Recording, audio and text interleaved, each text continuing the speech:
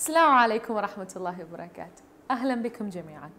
ഒരുപാട് കാലം ഗൾഫ് കൺട്രീസിൽ ജീവിച്ചിട്ട് അറബി ലാംഗ്വേജ് സംസാരിക്കാൻ കഴിയാത്ത പലരും നമ്മൾക്കിടയിലുണ്ട്. എന്തുകൊണ്ട് എനിക്ക് ഫ്ലുവൻ്റായി അറബി സംസാരിക്കാൻ പറ്റുന്നില്ല? അറബികൾ പറയുന്നത് മനസ്സിലാവുന്നുണ്ട്, പക്ഷേ മറുപടി പറയേണ്ടത് എന്താണ് എന്ന് എനിക്കറിയില്ല.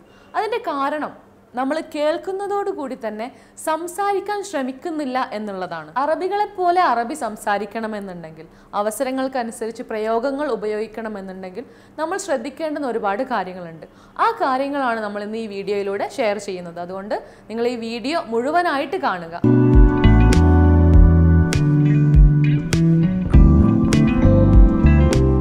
അതിലൊന്നാമതായി നമുക്ക് പലപ്പോഴും ബുദ്ധിമുട്ടായി വരുന്നത്, ഈ അവസരത്തിൽ ഞാൻ എന്ത് പറയണം, ഈ ഒരു വസ്തുവിന് ഞാൻ എന്ത് പറയും, വാക്കുകൾ കിട്ടാത്തൊരവസ്ഥ ഉണ്ടാവാറുണ്ട്. അപ്പോൾ നമ്മൾ വൊക്കാബുലറി നമുക്ക് കിട്ടണമെന്നുണ്ടെങ്കിൽ നമ്മൾ അതിന് വേണ്ടിയിട്ടുള്ള പ്രിപ്പറേഷൻ ചെയ്തുകൊണ്ടിരിക്കണം. നമ്മൾ ഡെയിലി കാണുന്ന നമ്മുടെ റൂമിലുള്ള, ഓഫീസിലുള്ള, റോഡുകളിലുള്ള ഒരുപാട് വസ്തുക്കളുണ്ടായിരിക്കും.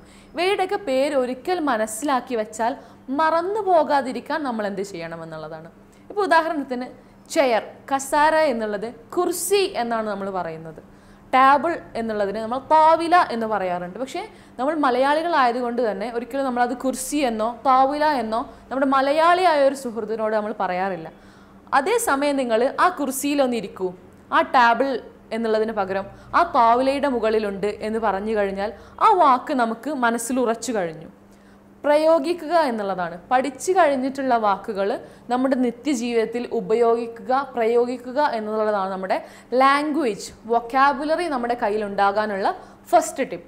ഇനി ഒരു ലാംഗ്വേജ് നമ്മൾ സംസാരിക്കുമ്പോൾ അതിൻ്റെ പ്രൊനൗൺസിയേഷൻ നല്ലപോലെ ശ്രദ്ധിക്കേണ്ടതുണ്ട്. പ്രത്യേകിച്ചും അറബി ഭാഷ എന്ന് പറയുന്നത് അക്ഷരം മാറിക്കഴിഞ്ഞാൽ അർത്ഥം മാറുന്ന ഒരു രീതി അറബി ഭാഷയിലുണ്ട്. നമ്മൾ എപ്പോഴും പറയാറുള്ള ഒരു ഉദാഹരണമാണ് ഖൽബ് എന്നുള്ളതും കെൽബ് എന്നുള്ളതും. തീർത്തും വ്യത്യസ്തമായ രണ്ട് പദങ്ങളാണ്. കേൾവിയിൽ നമുക്ക് ഒരുപോലെ തോന്നുമെങ്കിലും അതിൻ്റെ അർത്ഥം വളരെ വ്യത്യാസമുണ്ട്.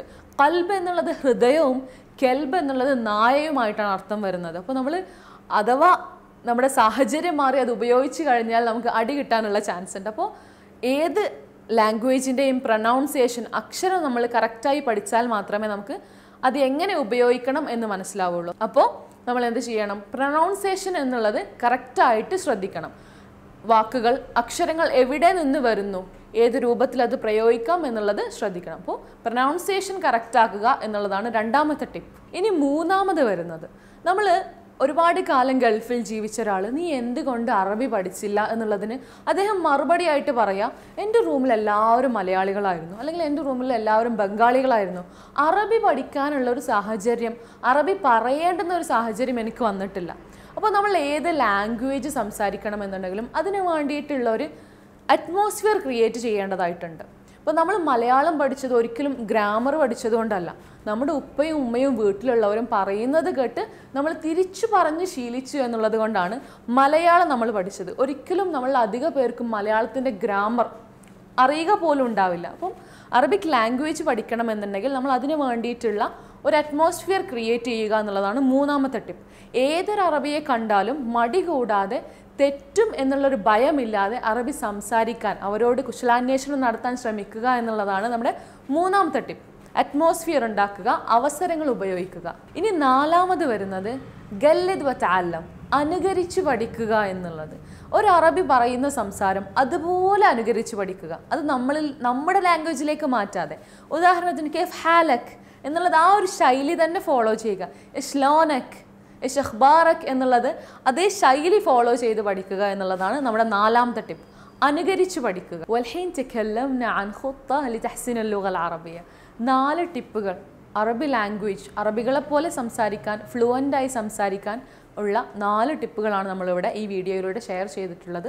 അപ്പോൾ ഈ ടിപ്പുകൾ ഫോളോ ചെയ്യുക എന്നുള്ളതാണ് അറബികളെപ്പോലെ അറബി ഭാഷ സംസാരിക്കാൻ നിങ്ങളെ സഹായിക്കുന്നത്. ഇൻഷാ അല്ലാഹ് അടുത്ത വീഡിയോകൾ നമുക്ക് വീണ്ടും കാണാം. മഅസ്സലാമ വഫഖകുമുല്ലാഹ്.